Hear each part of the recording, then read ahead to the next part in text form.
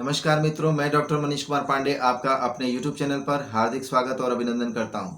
मित्रों, आज हम लोग अध्ययन करने वाले हैं शिक्षा मनोविज्ञान का बहुत ही महत्वपूर्ण पक्ष वृद्धि एवं विकास यानी कि ग्रोथ एंड डेवलपमेंट।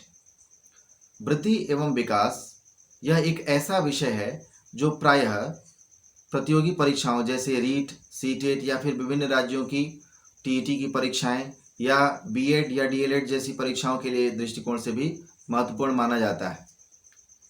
ऐसे में इसकी अवधारणा को हमें अच्छी प्रकार समझ लेनी चाहिए। मित्रों, वृद्धि एवं विकास ये दो भिन्न शब्द होते हुए भी समाज के द्वारा प्रायः इन्हें एक ही अर्थ के लिए प्रयोग कर दिया जाता है, जो कि अनुचित है। मित्रों, शिक्षा शास्त्र इन दोनों शब्दों का संदर्भ भिन्न भिन्न दर्शाता है, दोनों का अर्थ भिन्न भिन्न है, यानी कि दोनों की धारणा परिभाषाएं अलग अलग हैं। यद्यपि वृद्धि विकास का ही एक उपांग है, यानी कि उसका एक हिस्सा है, फिर भी काफी हद तक दोनों में भिन्नता है, जिसको हमें अच्छी तरह से समझ लेनी चाहिए। तो आइए समझते हैं सबसे पहले वृद्धि क्या है। मित्रों, वृद्धि पूर्णतः परिमाणात्मक होती है, अर्थात हम उसे प्रत्यक्षतया माप तौल सकते हैं या किसी निश्चित परिमाण में माप तौल करके बता सकते हैं, जैसे किलोग्राम में, लीटर में, मीटर में या फिर किलोमीटर में। यह सीमित होता है, यानी कि वृद्धि का क्षेत्र काफी सीमित होता है और पूर्णतः परिमाणात्मक होता है, जिसे हम किसी निश्चित धारिता और परिमाण में बता सकते हैं।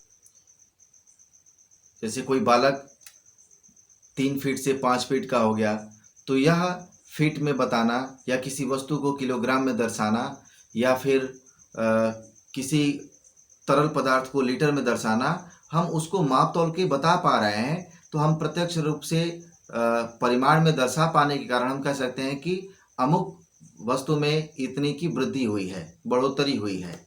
यह पूर्णतः भौतिक होता है, जिसको हम प्रत्यक्षतया देख भी सकते हैं और किसी निश्चित परिमाण में व्यक्त भी कर सकते हैं। अब आइए समझते हैं कि विकास क्या है।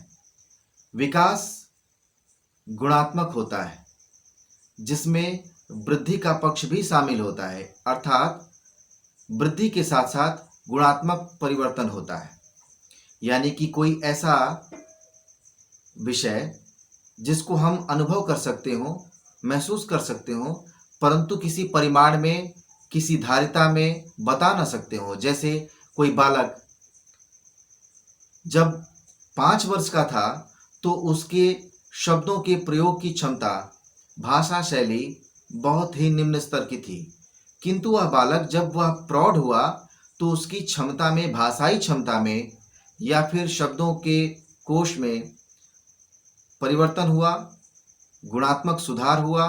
तो क्या हम उसके शब्दों को, भाषा शैली को या किसी अन्य क्षमताओं को किसी परिमाण में व्यक्त कर सकते हैं? जैसे जब वह 5 वर्ष का था तो 2 किलो भाषा बोलता था, अब वह 10 वर्ष का हो गया तो 10 किलो का बोलता है। ऐसा तो हम नहीं कर सकते हैं ना, इसलिए हम इसको किसी निश्चित परिमाण में नहीं बता सकते। यानी कि विकास को हम किसी निश्चित धारिता में, परिमाण में नहीं बता सकते।